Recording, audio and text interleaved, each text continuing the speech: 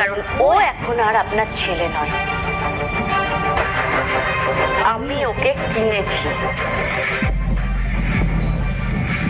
কি বলছো কি তুমি এসব? যা বলছি একদম ঠিক বলছি। আপনি দাম ঠিক করেছেন আর আমরা ওকে কিনেছি। কেন ভুলে গেছেন মনে হচ্ছে?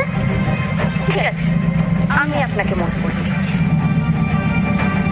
মনে পড়ে বিয়ের সময় আমার বাবার কাছ থেকে পণে আপনি কি কি নিয়েছিলেন? নগদ 10 লক্ষ টাকা, সোনা, নতুন গাড়ি, নতুন ফ্ল্যাট, জামা কাপড়, আরো কত কি।